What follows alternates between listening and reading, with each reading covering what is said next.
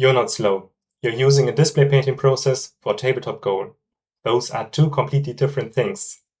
You sit down to paint, 1 hour passes, base coat is done, another hour, edge highlight on one shoulder pad. Meanwhile, Steve, who can barely thin his paints, has finished an entire army this week, fully based, 2000 points, group shots on Discord. And you're still on model 3 of 48? That's not a speed problem, that's a process problem. And once you separated those two, you can finish a miniature you're genuinely proud of in one evening. Hi, I'm Toby from Red Cat Paints. Today, a speed painting method for normal humans. No airbrush needed, no 20-step process, no just paint faster nonsense. Just a system that works, demonstrated on this Starcraft Space Marines I luckily got this week. Let's get into it. Here's the thing. Most of us learn to paint with acrylics one way. Base coat, shade, layer, edge highlight. Maybe a glaze to tie everything together.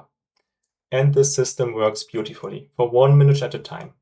Or a display piece. Maybe even a competition entry. But then we take that exact same process and apply it to an army. 48 miniatures, vehicles, characters. And suddenly we are 3 months in. 12 models done. Not even touched the vehicles yet. You're sick of the paint scheme and haven't even reached the halfway point yet. I know this because I did it. My Deathwatch army sat half finished for over a year. Not because I wasn't painting, because I was painting each marine like it was going into a glass cabinet, trying to mimic box art. I want to be really clear about something. It's like mowing a football field with nail scissors. Technically possible. Miserable to actually do. Those painters who seemingly finish their armies overnight, they are not faster than you. They figured out which steps matter at arm's length and which ones don't. That's what I want to show you. Here's the system. 4 steps. Each one does heavy lifting. Each one is leading to the next. Start with black primer from a rattle can. That's already step 1. Every recess is dark before you even pick up a brush. Now grab a sponge. You don't need to buy one. I use cut-off pieces of foam trays I already own for transporting minis. Leftovers anyway. Load your sponge, dab off most of the paint, then attack the miniature. Notice that I'm not trying to be neat. The random texture is exactly what gives the armor life. This takes maybe 60 seconds per model. Go in with an old beaten up brush to stipple the areas you missed. Look at the difference. Already you can read the armor panels. The weapon housing, the silhouette. The brown stays in the recesses while the ivory pops the shape. That's your value sketch. The lighting map. In a few minutes. Step 2. This is where the magic happens. Take a contrast paint or speed paint. Something translucent with lots of pigment. Inks work fine too. Apply it over the armor panels. Because your sponging already did the value work, dark recesses, light raised areas, the contrast paint just tints everything. It's a filter. The shading is already there underneath. 1 coat. 4 minutes for the whole mini. Look at that. Base coat, shade, highlight, all in a single layer. Not because you painted fast, but because you did the prep work in step 1. The sponged undercoat makes every translucent paint look better. It's the difference between flat contrast paint with no depth and a miniature that looks like you spent way more time on it. For the weapon, same process. Black contrast paint, then some sprinkles of metal color, done. Step 3, the oil wash. This scares a lot of painters. But let me show you how easy it actually is. You need a large synthetic brush, white spirit, a palette, and obviously oil paint. My go-to wash for almost everything is 50-50 brown and black. Mix it on the palette, add white spirit until it runs like a wash. Experiment with different dilutions. Don't lick your brush after this point. One real thing, crack a window. Gloves aren't a bad idea either. You're painting miniatures and not giving yourself a headache. Now go all over the miniature. Don't be careful, you want to get it everywhere. 60 seconds. The wash stains the surface, giving it that gritty look I'm after. Don't worry about overdoing it. We'll come back to it later. Clean your brush in white spirit, wipe it on a paper towel. Then wait. Go away. Do something else. I cooked dinner, for example. You could paint the bases. After roughly an hour, use Q-tips or makeup sponges to remove the excess on raised areas. Dab lightly until you're satisfied with the result. Same miniature. This is the moment it actually reads like armor for me. This is a Marine that has seen the battlefield. Here you stop entirely for the day. Oil paint needs a lot of time to cure. Best to leave it overnight. Now, before step 4, I want to show you something.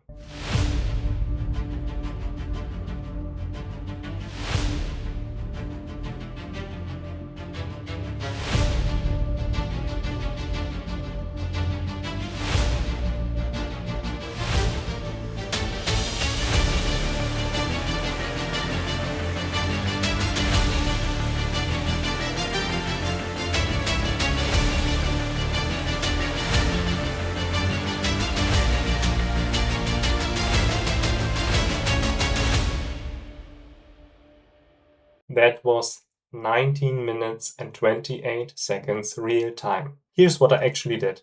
And here's why step 4 is the one that makes people stop and stare. Here's where most speed painting advice falls apart. They tell you to stop. And you certainly could at this point, but it can feel unsatisfying, like you left something on the table. Here's what I do instead. Pick one thing, one detail that catches the eye. For this Marine, the face, the eyes. Push the contrast a little harder than feels comfortable.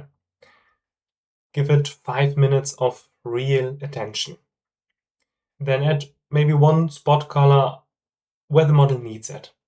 For these Terrans, cold blue lights in the armor. 10 seconds each. And look at the difference. Your eye goes to the face first, and once it finds one carefully painted area, it just assumes that the rest of the miniature got the same amount of attention. That's not a trick, that's just how your brain works. Now, do this as batch painting. 6 Marines, all sponged together, all filtered together, all oil washed together. 1 detail pass each. 6 completed miniatures. Under 3 hours. Instead of 1 half-completed miniature you've been staring at for 3 weeks. Now I already hear someone typing, what about OSL, wet blending, glazing, non-metallic metal? I know, those are completely fine techniques I often use for individual models. Centerpiece characters I'm willing to spend multiple hours on. And that's valid. That's a precision goal. But your battle line troops, your core infantry, your 48 horde models you're dreading to paint, they don't need to win at Golden Demon. They need to read at arm's length, under normal lighting, on a gaming table, looking good as a group. Different goals require different processes. I used to hate speed painting. Seriously. It felt like if I didn't do multiple different edge highlights, that I was not a real painter, that I was lazy. So I spent over a year painting a single army. In the end, I was sick of the color scheme and didn't want to see that army ever again.